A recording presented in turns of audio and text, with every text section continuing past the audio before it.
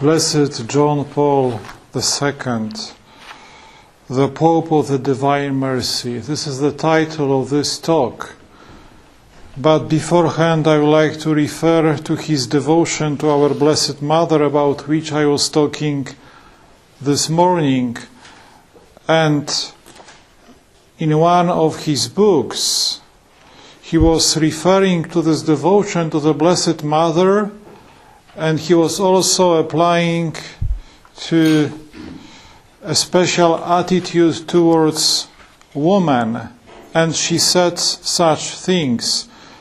If our century has been characterized in liberal societies by a growing feminism, it might be said that this trend is a reaction to the lack of respect accorded each woman.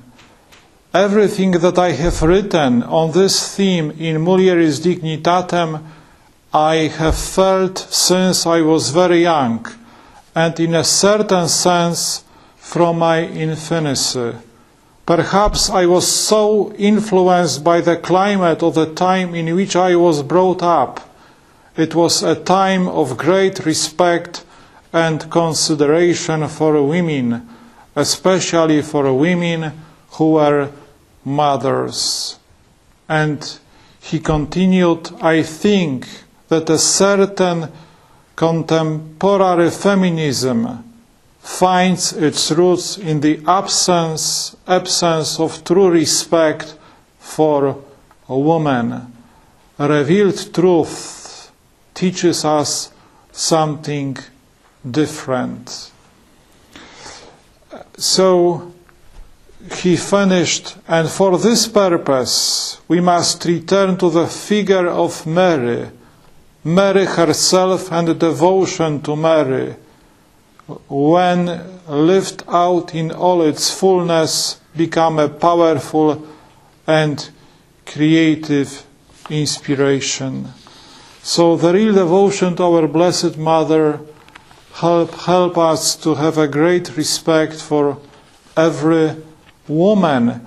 And John Paul II underlined, in our civilization, a woman has become before all else an object of pleasure. So woman is an object of pleasure for many people, and that's why there is the lack of respecting the dignity of every woman.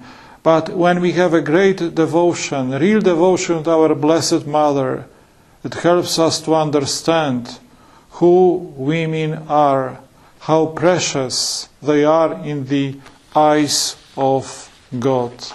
So this is a characteristic of his teaching, and in his encyclicals, especially Mulieris Dignitatem, he spoke about these things very strongly. Some people ask me about the attitude of John Paul II towards Medjugorje.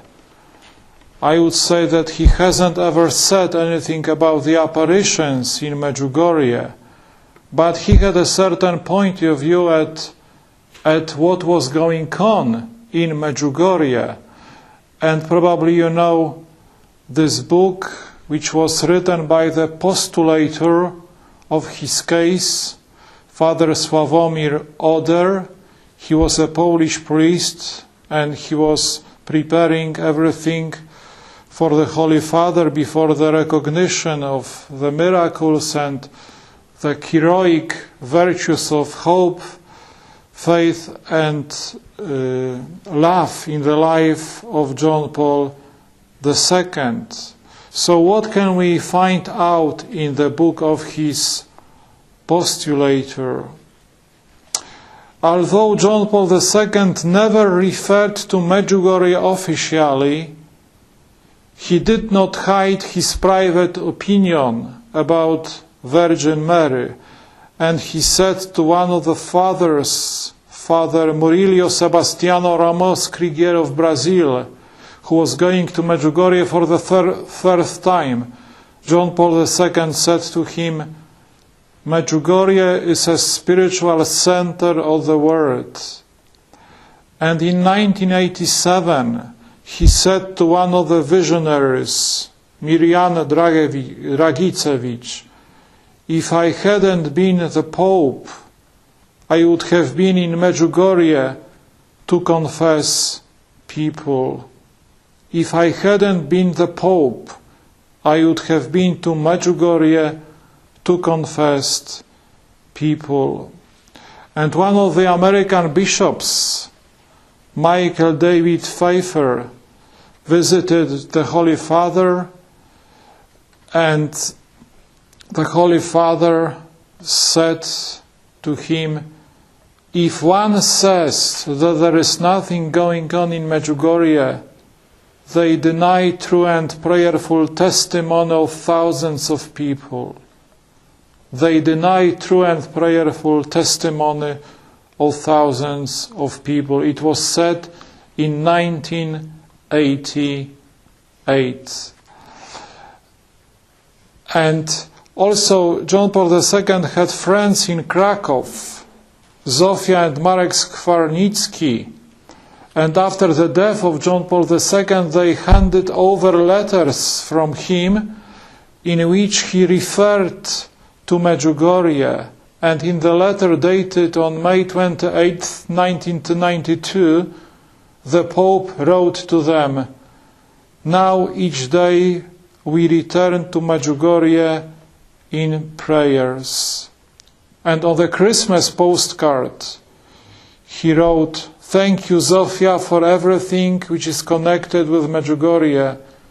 In my prayers, I unite with Medjugorje and each person who prays there.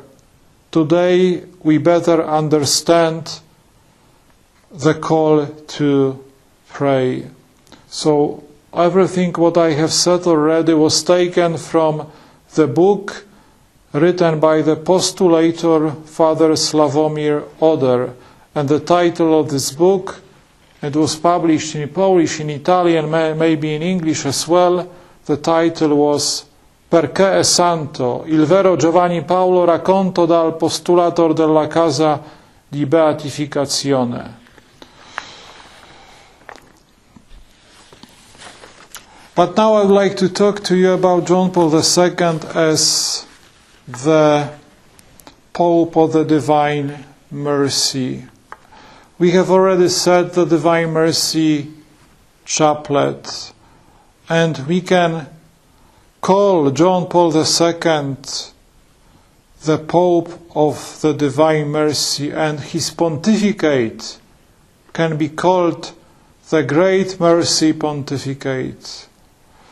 Let me list the principal acts of mercy performed by John Paul II. In 1981, he wrote an entire encyclical dedicated to the Divine Mercy. The title was Dives in Misericordia, Rich in Mercy.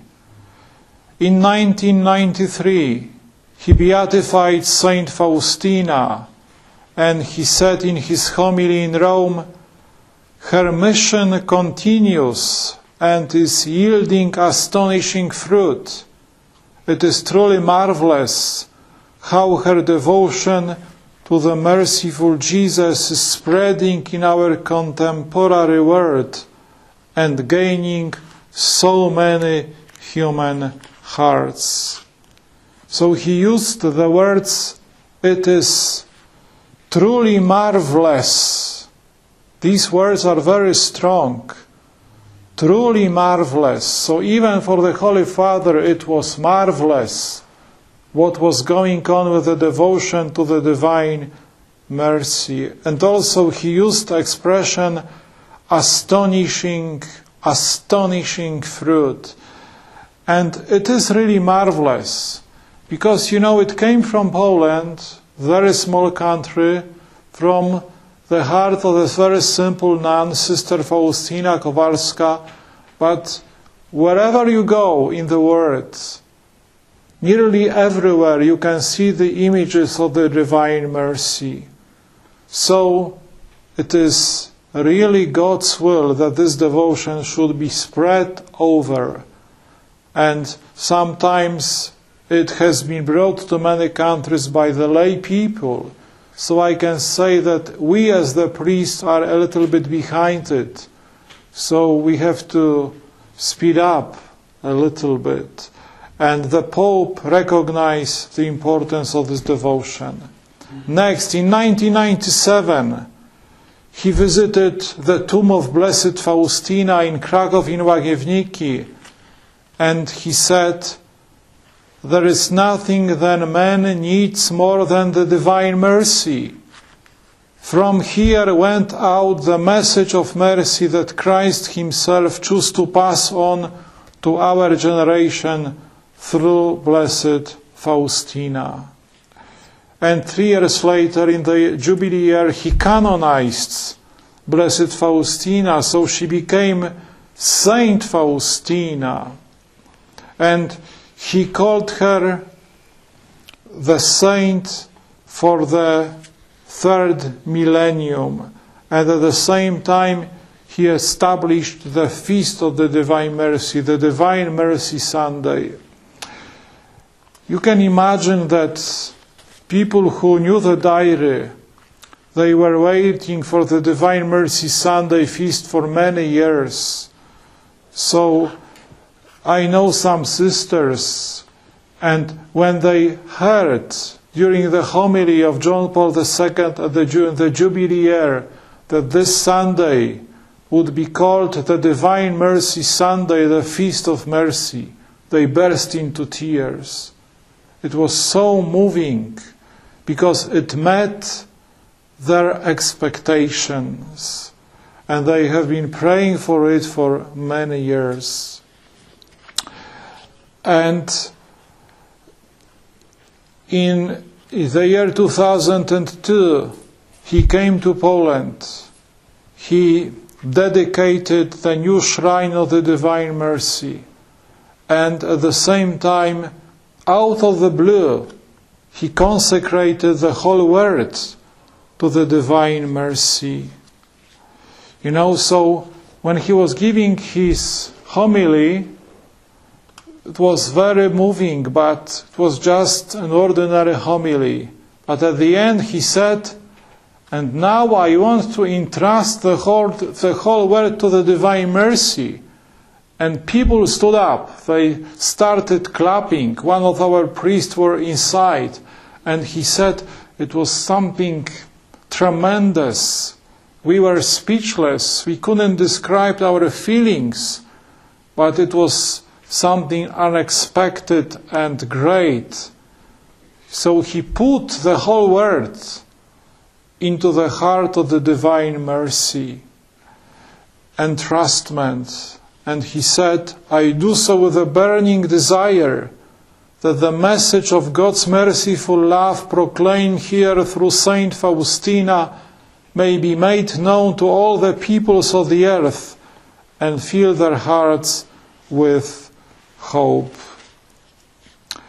And the last thing happened when the Pope was dying.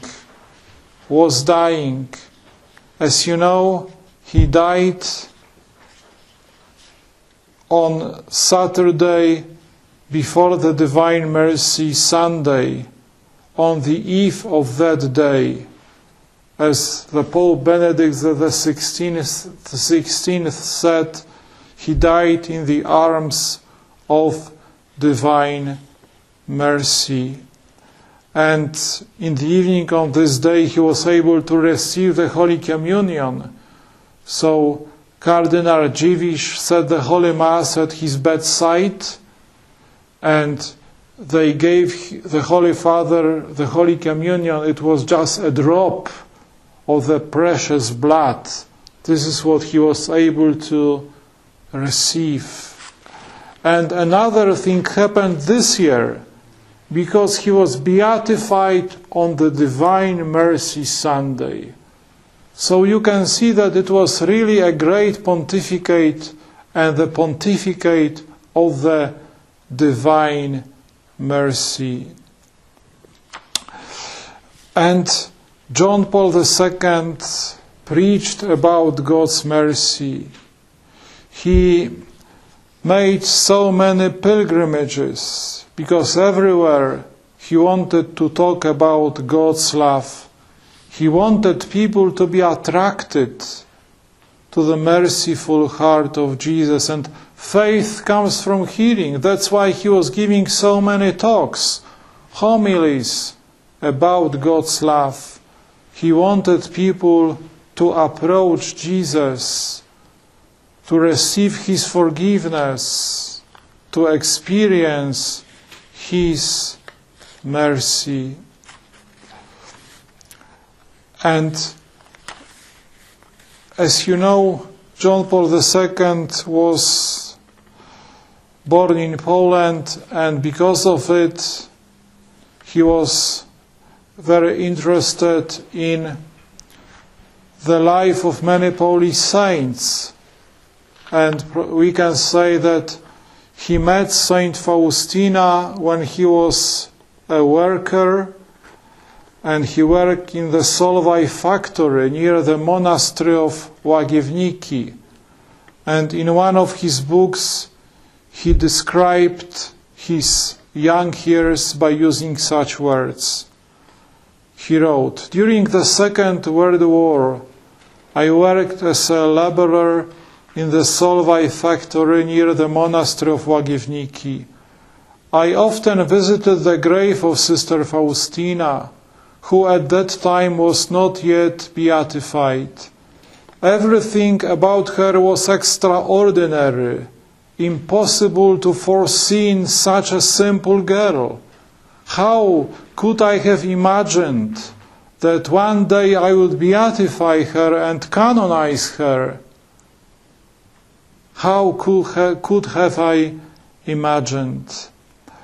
And we know that John Paul II asked some Polish theologians to do some research on the diary of Saint Sister Faustina. And John Paul II wrote about this.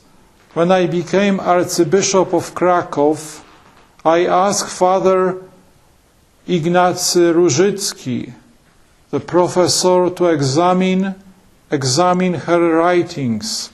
At first, he didn't want to, but later he agreed and went on to make a thorough study of the available documents. Finally, he said, 'She is a wonderful mystic.'" A wonderful mystic.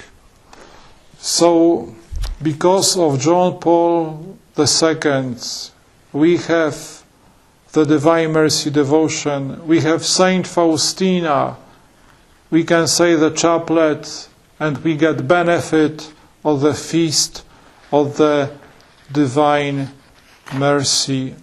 And when John Paul II was the Bishop of Krakow, quite often he would visit the convent in Łagiewniki where Saint Faustina is buried, and he spent a lot of time on prayer. And also he gave the retreat to the sisters of the congregation who looked after the shrine of the Divine Mercy, the sisters of Our Lady of Mercy. And sometimes he repeated this sentence from the diary, the sentence which was said by Jesus to Saint Faustina: "Humanity will not have peace until it turns with trust to my mercy." Until it turns with trust to my mercy. And one more thing which was very striking to me in the writings of John Paul II, he underlined, he stressed again and again that the Divine Mercy is not just a doctrine to be believed. It's not just a doctrine to be believed by the mind or another devotion involving acts of piety. Rather, it is a personal encounter with the merciful Savior himself. And he said, the image, the feast, the chaplet, and even the doctrinal message are just means to enable us to personally experience the love of Jesus Christ. Experience. If only we have experienced His love for ourselves, the Holy Father insisted, we are adequately prepared to share His love affectionately with others. And in the prayer Regina Coeli on Mercy Sunday in 1995, he said, "Dear brothers and sisters, we must personally experience this tender-hearted mercy of the Father if in turn we want to be capable of mercy." Also, he was talking about the miracle of forgiveness. When he was talking about confession, he said that in this sacrament everyone is able to experience the divine mercy in a unique way. So this is the divine mercy for me only, because my sins will be forgiven. Jesus has died for my sins. So this is the mercy personally for me when I go to confession and when I do personal confession, because God's love is unconditional, eternal and personal. Personal. Sometimes we think that God has mercy on everyone, but first of all He has mercy on us, for us, and we should respect it, receive it, and respond to it. And there are some wonderful sentences which refer to the prayers which we say when we have the Divine Mercy devotion, also to the Divine Mercy image. For example, when John Paul II was talking about this image, he was referring to the face of Jesus. Usually when I talk about the image, I say that this is a face, a gaze of Jesus full of love and mercy, a gaze from the cross, full of mercy for all the people redeemed by His suffering and death. And Jesus said, the consoling message is addressed above all to those who are afflicted by a particularly harsh trial or crushed by the weight of the sins they committed, have lost all confidence in life and are tempted to give in to despair. To them, the gentle face of Christ is offered. Those rays from His heart touch them and shine upon them, warm them, show them the way, and fill them with hope. According to the witnesses, John Paul II had this image in his bedroom or in one of his offices. So it was one of his favorite images, apart from the image of Black Madonna from Częstochowa.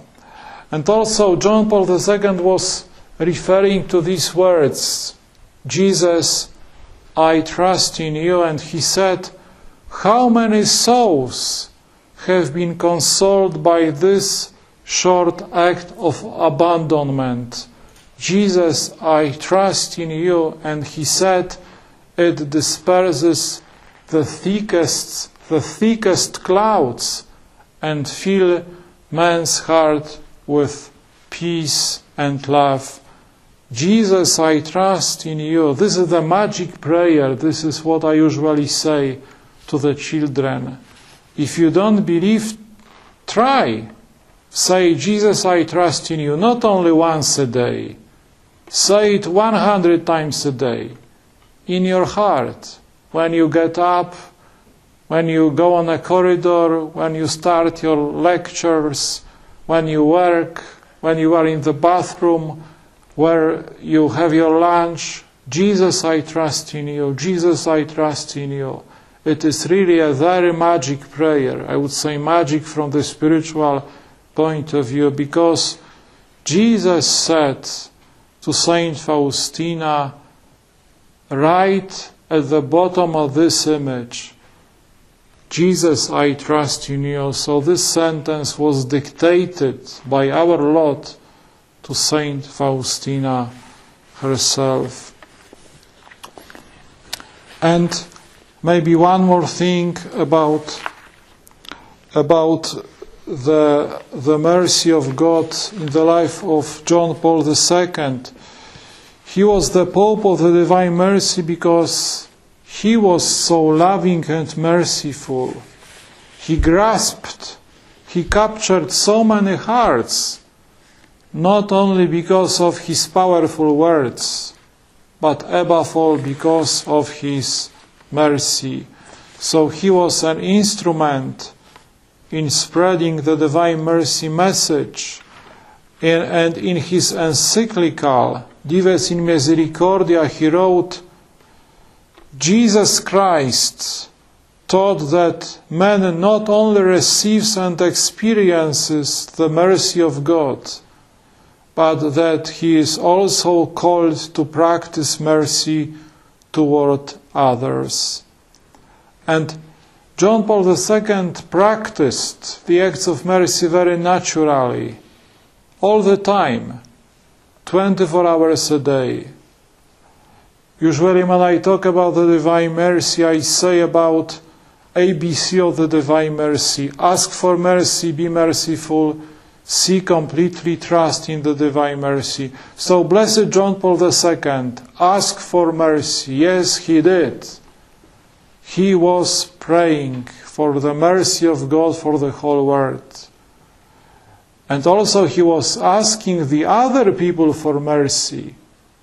Do you remember when he said sorry to all the people who were offended by the behavior of the priests, the bishops, the behavior of the members of the church, the Catholics in the past? He wasn't afraid to say sorry, and he asked for mercy. He asked God for mercy and the other people for mercy. And he asked for mercy himself, because every week he would go to confession. Every week. This is what I know from the witnesses. And in addition, as you know, he was hearing confession. Usually it was very official, every Good Friday. But not only. There is a story about one of the priests, and he left the priesthood, and his friend said to the Holy Father, I have a friend, he left the priesthood, but I want him to come back to the priesthood. So John Paul II said to him, invite him for supper. So this priest who left the priesthood came to the Holy Father. He was sitting at the table and they were having supper. After supper he said to the other guests, leave me alone with this person. Leave me alone. So when they went out, the Holy Father John Paul II said to this priest, now hear my confession. Your confession? Yes, you are still the priest. You were ordained. You are the priest. So he heard the confession of John Paul II, and afterwards he came back to priesthood. It was the beginning of his conversion. It is a true story. So you can see how God's mercy touched the hearts of other people also in this way. The God's mercy which was distributed through the heart of John Paul II. And also there are more stories about the mercy of John Paul II, because it's very noisy and it's quite late, so I will carry on in the evening. And you can see how he was merciful not only theoretically, intellectually, in all his preaching and writings, but also in his attitude and in his actions. So, merciful Jesus, this afternoon, we thank you for the message of the divine mercy. We thank you for the gift of Saint Faustina, for the gift of Blessed John Paul II. And we ask you, let us experience your mercy. Make us the good apostles of the divine mercy. And we beg you, have mercy on us and on the whole world. Jesus, we trust in you. We do trust in you. Amen.